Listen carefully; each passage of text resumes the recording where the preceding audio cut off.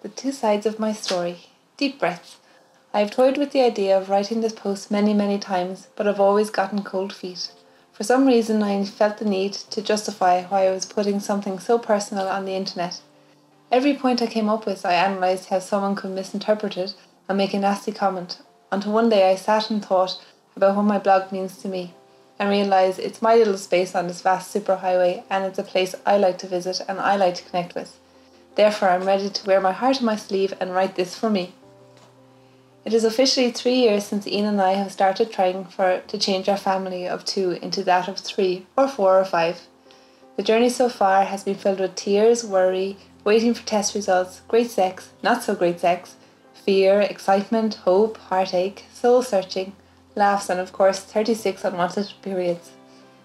That's what it is, a journey, I suppose. I will only reach the destination with either a pregnancy or my much dreaded menopause. In the meantime, we will carry on with all its ups and downs.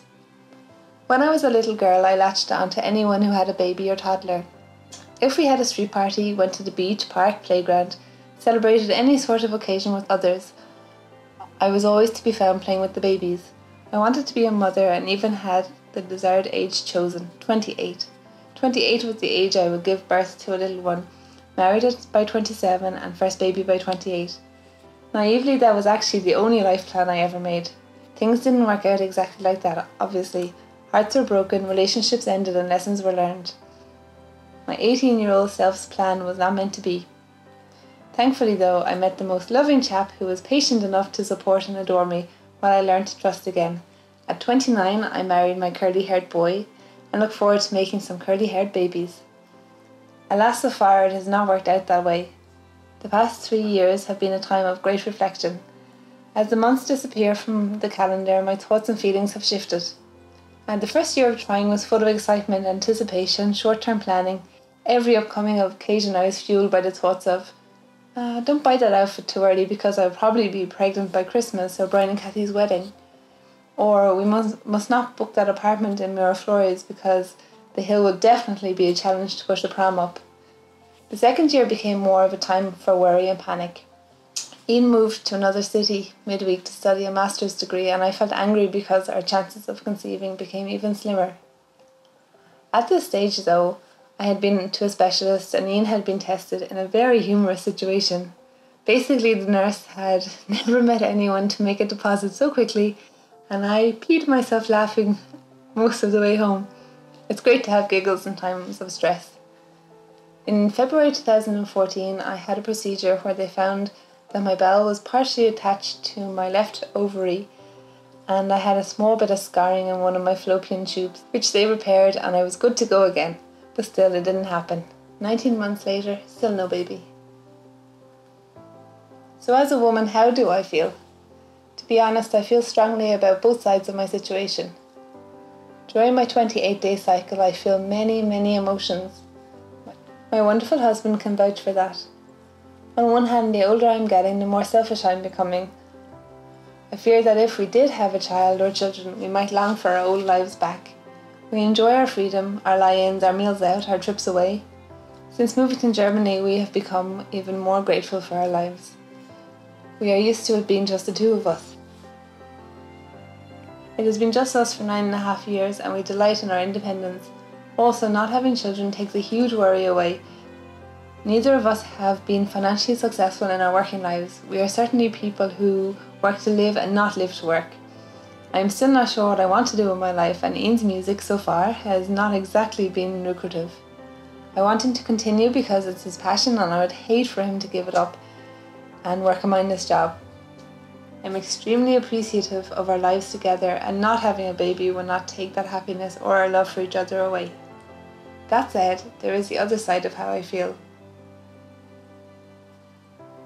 This feeling ebbs and flows throughout the month, but it hits me with full force in the heart the first week of each month when I see my period. I am now 34 years old, and there is that little voice in my head that says, only 6 more good months left, and then an optional 4 or 5 years, but with higher risks. That is really terrifying stuff. You think you have plenty of time to have children, but if, like me, you have difficulty conceiving, the time just seems to fly by quicker. At first you almost just live period to period, constantly trying to hurry your cycle along, until one day you are almost out of time. That's where I feel I'm at right now. I'll be 35 in April, 35 and barren. Yes, I know that is an awful term, but sometimes it's exactly how I feel. I don't feel like a woman anymore. Of course I feel feminine and girly, but my body has failed me at one of its most important jobs. It is unable to carry on my genes, my family legacy, and that bloody hell that hurts. I feel so much anger towards my broken insides and question why I'm not working properly. Sometimes it's hard to imagine not experiencing the 2 blue lines on the pregnancy test, the first time seeing the scan of our child, the growing of a human inside of me, giving birth, skin on skin, breastfeeding, the first few weeks of having no idea what we are doing, and of finally settling into a life as a threesome. So we may never witness our child's first smile and the thousands after, or the attempts at walking the messy floor when he or she tries to use the spoon, toilet training, tantrums, school, birthdays, the magic of Christmas, learning to read and to write, to cycle and to swim, their graduation, friendships, romance, and heartache. We may never become grandparents. There are other thoughts and emotions which surface regularly too. I will never have that extra special bond with my mother. The thought of never getting to place my son or daughter into her arms pains me. She may not get to watch me with pride as I nurse my little one.